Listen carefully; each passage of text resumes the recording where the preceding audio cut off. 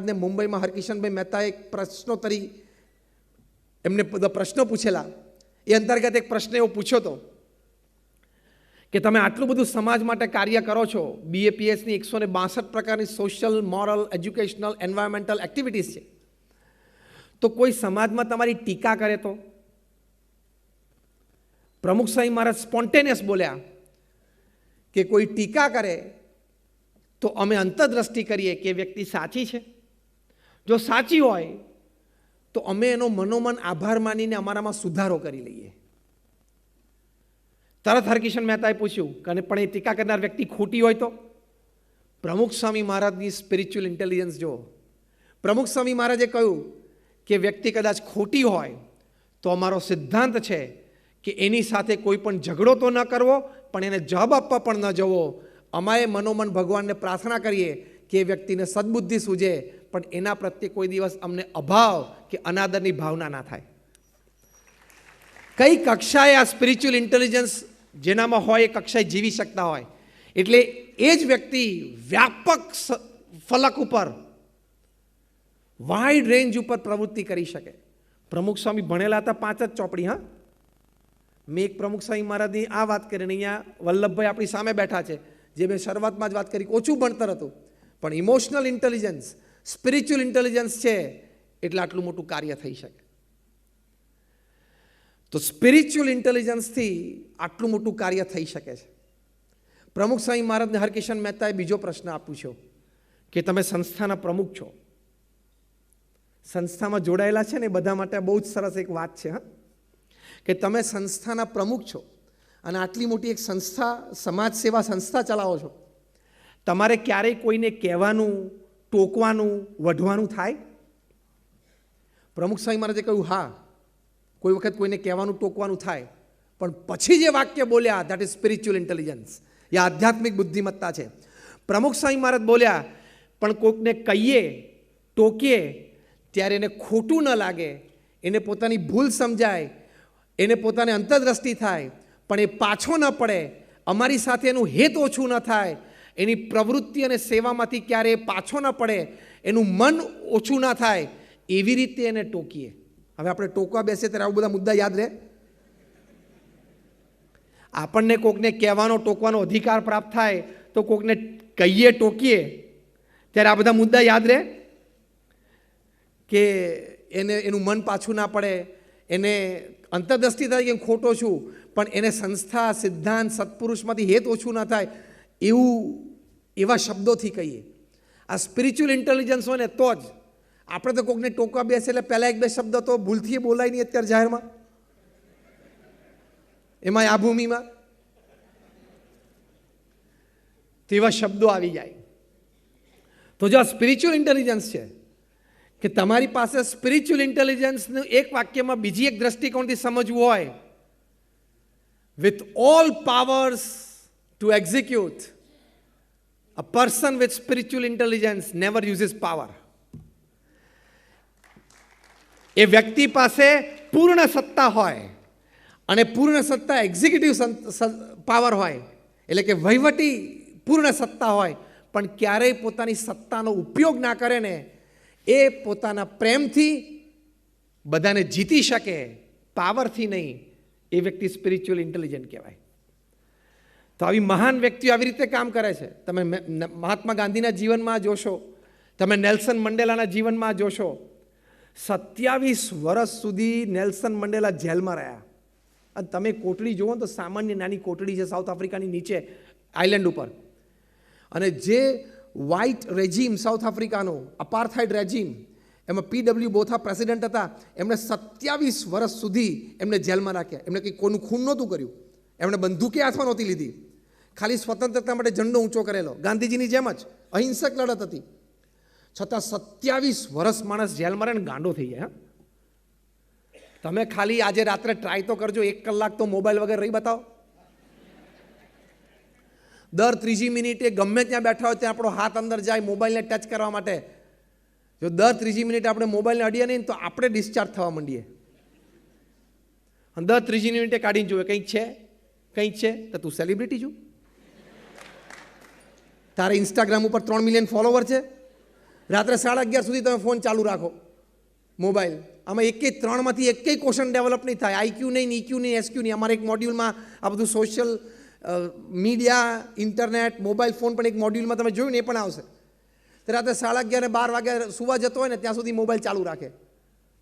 કે તને એમ છે કે તને 2G scam, 3G scam, Rafale એ બધા વિશે બહુ માહિતી છે, તો કદાચ પ્રધાનમંત્રી શ્રી જોઈન્ટ પાર્લામેન્ટરી કમિટી ગોઠવે અને મેમ્બરશિપ માટે તારું નામ નક્કી કરે અને દિલ્હી પ્રધાનમંત્રી કાર્યાલયમાંથી તને રાત્રે 11:30 વાગે ફોન આવે અને તું ના ઉપાડી શકે, દેશની બહુ મોટી અસેવા થઈ જશે, એવું તું માને?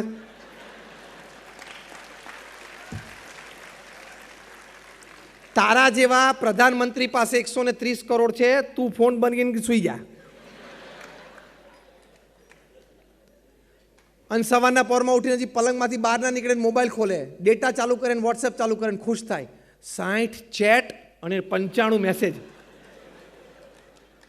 પણ હવે કાલ સવારે તમે તપાસ કરજો, એમાંથી 90% ખાલી ગુડ મોર્નિંગના ફૂલડા જ હોય. હા, એમાંથી એક ફૂલડું તમે ગમે એટલે તમે પાછા બીજામાં જવા દો, અને એ ફૂલડું 4 દિવસે ફરતું ફરતું 3 દેશોમાંથી પાછું આવે.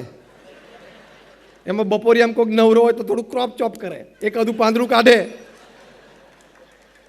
અને એકાદું પાંદડું ઉમેરે. વોટ્સએપનો ગુજરાતી સમાનાર્થી છે કચરા પેટી. બધું આવ્યા કરે છે, આમ તમે ઠાલવ્યા કરો છો. તમે મોબાઈલ ઉપર અનનેસેસરી, this device is made two સર્વ યુ. તમે મોબાઈલ ન વાપરો એવું નથી કહેતો, વાપરજો, પૂર્ણ રીતે વાપરજો, પણ જસ્ટિફાઈડ યુઝ ઓફ ઇટ, વિવેકપૂર્ણ ઉપયોગ કરજો, તો તમારી માટે એ આશીર્વાદરૂપ છે. પ્રમુખ સ્વામી મહારાજને ઇન્ટરનેટ તો આજની વાત છે. આજથી 20 વર્ષ પહેલાં પ્રમુખ સ્વામી મહારાજને અમેરિકામાં ન્યૂયોર્ક ટાઈમ્સના પત્રકારે પ્રશ્ન પૂછેલો કે આ મોડર્ન ડે ટેકનોલોજી છે ઇન્ટરનેટ સહિત, એ આશીર્વાદરૂપ છે કે શ્રાપ છે? પ્રમુખ સ્વામી મહારાજે સ્પોન્ટેનિયસ ઉત્તર પોતાના શાણપણામાંથી આપેલો કે વિવેકપૂર્ણ ઉપયોગ કરે તો આશીર્વાદરૂપ છે, અને વિવેક ચૂકી જાય તો એ શ્રાપ છે.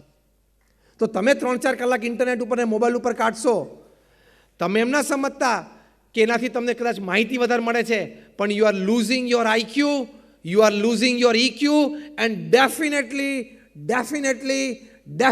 You are losing your SQ.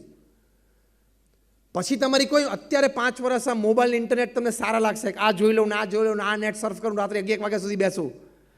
પછી 23 વર્ષની ઉંમરે ગ્રેજ્યુએટ થયા પછી પેલી 250ની લાઈનમાં ઊભા રહેવાનું થશે ને, ત્યારે પ્રશ્ન આવશે. એટલે એ પણ અમારા મોડ્યુલમાં છે.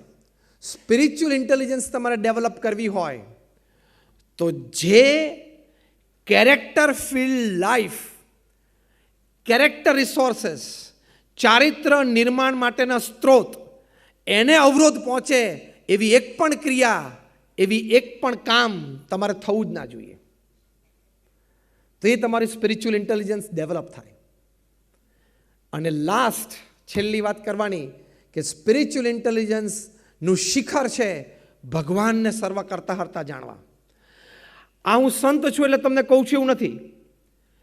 તમે ટોપ મેનેજમેન્ટ ગુરુઝને તમે સાંભળજો. Stephen Covey, Og Mandino, Ken Blanchard, Robert Kaplan, Anthony Robbins, Robin Smith, C.K. Prahlad, આ બધા સામે બેઠેલા ટોપ મેનેજમેન્ટ એક્ઝિક્યુટિવ્સના શીખવાડે છે. હમણાં એક પહેલું જ મોડ્યુલ આપણે જોયું ને IPDCમાં, હેન્ડલિંગ ફેલિયર્સ ઓફ લાઈફ, કે જીવનમાં નિષ્ફળતા હોય ત્યારે શું કરવું, અને આવશે જ, એ ક્રમમાં જ હોય છે, એ પણ જીવનનો એક કોર્સ છે. અને ઘણી બધી વાતો નિષ્ફળતા મળ્યા પછી, નિષ્ફળતાનો અનુભવ કર્યા પછી જ શીખવા મળે છે. A pat is also necessary. A slap is also necessary. ખભા ઉપર કોઈ પ્રશંસા કરે ને, વાહ સારું કામ કર્યું, એ જરૂરી છે પ્રોત્સાહન માટે, બળ માટે.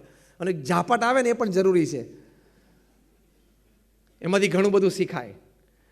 તો એ આ ટોપ મેનેજમેન્ટ ગુરુઝ, આ એક્ઝિક્યુટિવ્સને શીખવાડે છે કે તમે ફેઇલ થાઓ, તમે અત્યારે પરીક્ષા છો, ભવિષ્યમાં કામમાં, પ્રોજેક્ટમાં, અને મોટી ખોટ પણ આવે, તે વખતે તમારે શું વિચારવાનું? એ લોકો જે વિચારવાનું કહે છે ને, એ પ્રમુખ સ્વામી મહારાજના જીવનમાં સિદ્ધ હતું. પ્રમુખ સ્વામી મહારાજને આ છેલ્લો પ્રસંગ કહીને આપણે આ વક્તવ્ય પૂરું કરીએ. લંડનમાં એમના ગુરુ યોગીજી મહારાજના સંકલ્પ પ્રમાણે અને પોતાના પણ સંકલ્પ પ્રમાણે ભવ્ય શિખરબદ્ધ મંદિર કર્યું હતું, જ્યાં ભારતીય સંસ્કૃતિનું આદર્શ દર્શન થાય. એની માટે BAPS સંસ્થાએ લંડનમાં હેરો નામની એક જગ્યા છે, એટલે એક એરિયા સબબ છે, એમાં જમીન લીધી અને પરમિશન માટે ગયા. એટલે આજુબાજુના નેબરહુડવાળાએ અમારી સામે કેસ કર્યો કે આ લોકો રાત્રે 12 વાગ્યા સુધી આરતી ઢોલ નગારા પીટશે એટલે અમારી પીસ અને પ્રાઇવેસી બંને હણાઈ જશે. એટલે ભાઈ 12 વાગ્યા સુધી અમને ટાઈમ નથી હોતો. પણ એ લોકો એવો કેસ કર્યો. પશ્ચિમના જગતમાં લીગલ પ્રોસેસના ભાગરૂપે એક સિગ્નેચર કેમ્પેન હોય છે. કોર્ટ છે બંને પાર્ટીને કે તમારા પડોશમાં જેટલા અફેક્ટેડ પીપલ છે એ લોકો પાસે જઈને તમે સિગ્નેચર લો, એટલે તમે તમારી વાત સમજાવો, અને વધારે સિગ્નેચર જેમાં આવે એ પણ એક મુખ્ય મુદ્દો ગણાય હાર જીત માટે. હવે એ લોકો તો લોકલ્સ હતા, અમે તો ઇમિગ્રન્ટ્સ હતા, આઉટસાઇડર્સ હતા, બહારી હતા. એટલે પછી એમાં એમને વધારે સિગ્નેચર મળી. કોર્ટે એના જ આધારે જજમેન્ટ આપ્યું કે BAPS સંસ્થા આ જગ્યાએ મંદિર નહીં બાંધી શકે. Full and final judgement. Pramukh Swami મહારાજ બરોડામાં હતા. લંડનથી અમારા ટ્રસ્ટીઓએ ફોન કર્યો કે સ્વામી આ પરમિશન આપણને હવે નથી મળતી. પ્રમુખ સ્વામી મહારાજને આ હારના સમાચાર આવ્યા. જો ઇટ વોઝ અ સેટબેક, એક મોટો ઝાટકો હતો એમના જીવનમાં. એમનું સપનું એમની સામે તૂટતું એમને નજરે જોઈ રહ્યા હતા. કોઈ પણ માણસ ડઘાઈ જાય, ધ્રુજી જાય. પ્રમુખ સ્વામી મહારાજના ચહેરા ઉપર એક લકીર ફરી નહીં. અમારા વડીલ સંત છે પૂજ્ય સદગુરુવર્ય વિવેક સાગર સ્વામી, એ આ પ્રસંગના પ્રત્યક્ષ સાક્ષી. પહેલું વાક્ય પ્રમુખ સ્વામી મહારાજ બોલ્યા, જેવી ભગવાનની ઈચ્છા. This is how you stabilise your self.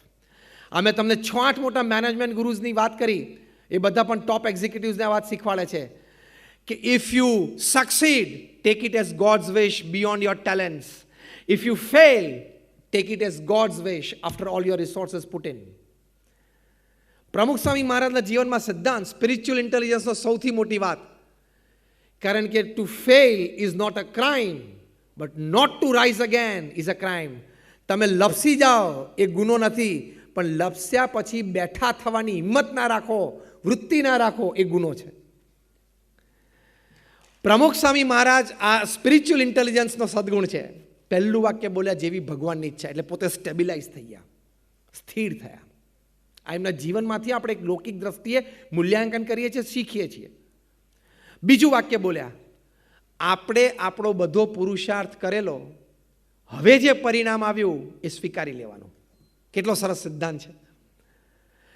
નિષ્ફળતા આવે ત્યારે આટલું જ વિચારવાનું કે મેં મારી બુદ્ધિ, શક્તિ, આવડત, હોશિયારી જેટલી મારામાં છે એ બધી મેં મૂકી દીધી હતી. હા, હવે જે પરિણામ આવ્યું એ મને માન્ય છે. સચિન તેંડુલકર કાયમ ક્રીઝ ઉપર જાય એટલે સેન્ચુરી નથી કરી, એ પણ 0માં આઉટ થયા છે ને, એ પણ પહેલા બોલે આઉટ થયેલા છે. એટલે failure is part of life. અને ત્રીજું વાક્ય તો અદ્ભુત બોલ્યા પ્રમુખ સ્વામી મહારાજ. એ બોલ્યા કે આપણે એકવાર બધાએ સાથે બેસીને નિર્ણય કર્યો છે કે ત્યાં આ કરવું, એટલે કરવું તો છે જ. બીજી જમીન શોધવા માંડો, આપણે કરશું. નિસ્દનમાં બીજી જમીન શોધી, ત્યાં ઊભું કર્યું તંત્ર, મંદિર બાંધ્યું. 1995માં જ્યારે ઉદ્ઘાટિત થયું ત્યારે દુનિયાના શ્રેષ્ઠ મેગેઝિન રીડર્સ ડાયજેસ્ટે લખ્યું કે it is the 8th wonder of the world. દુનિયાની 8મી અજાયબી સમાન આ સ્મારક પ્રમુખ સ્વામી મહારાજે લંડનમાં ઊભું કર્યું. એ પણ પથ્થર ને લાઇમસ્ટોન ને બધું યુરોપથી આવે, ઇન્ડિયા આવે, ઘડાય અને પાછું જાય. પ્રધાનમંત્રી શ્રી હમણાં આપણને 5 વર્ષ પહેલા સ્લોગન આપ્યું પ્રમુખ સ્વામી મહારાજે 25 વર્ષ પહેલા slogan make in India. Raw material ગમે ત્યાંથી આવે, મેક ઇન ઇન્ડિયા પ્રોજેક્ટ પ્રમુખ સ્વામી મહારાજે 25 વર્ષ પહેલા લંડન મંદિર માટે કરેલો છે. તો આ સ્પિરિચ્યુઅલ ઇન્ટેલિજન્સ છે કે ઘા આવે, ઝાટકો આવે, પછડાટ આવે, નિષ્ફળતા આવે, ત્યારે પહેલાં સ્થિર થઈ જવાનું કે ભગવાનની ઈચ્છા, મેં મારો પ્રયત્ન કરેલો, હવે પરિણામ મને માન્ય છે, પણ બીજી વખત હું બેઠો થઈને પ્રયત્ન કરીને સફળતા મેળવીશ. આ સ્પિરિચ્યુઅલ ઇન્ટેલિજન્સ છે. તો આવી રીતે આ ઇન્ટિગ્રેટેડ પર્સનાલિટી ડેવલપમેન્ટ કોર્સમાં તમારો PQ physical quotient, IQ intelligent quotient, EQ emotional quotient and SQ is your spiritual quotient. આ 4 હશે ને, તમે પૂર્ણ રીતે not only a professional but a person, તમે પૂર્ણ કદના, પૂર્ણ વ્યક્તિત્વ ધરાવતા એક શ્રેષ્ઠ વ્યક્તિ ચોક્કસ બની શકશો. અને before you leave this earth, આ પૃથ્વી આપણે છોડીએ તે પહેલાં 70, 80, 90 વર્ષની ઉંમરે બધાએ છોડવાની હોય છે, 5-10 વર્ષ પ્લસ માઇનસ ભગવાનની કૃપાથી.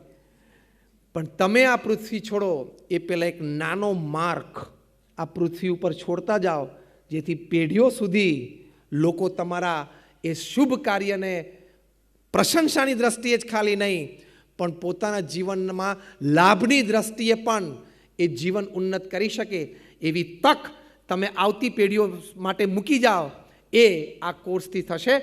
તો all my prayers for all of you. આ બધા માટે ખૂબ પ્રાર્થના છે. વિશેષ અભિનંદન ફરી વખત શ્રી વલ્લભભાઈ, મહેશભાઈ, એમના તમામ ટ્રસ્ટીશ્રીઓ, આગેવાનો અને આ બધા મેડિકલ સ્ટાફ, ટીચિંગ સ્ટાફ અને non teaching staff, especially vice chancellor પરાગભાઈ, આવું સુંદર કાર્ય કર્યું છે. અને લેટસ ટુડે પ્લેજ કે પીપી સવાણી અને બીએપીએસનો આ જોઈન્ટ પ્રોગ્રામ એના 25મું વર્ષ પણ ભવ્યતાથી ઉજવવામાં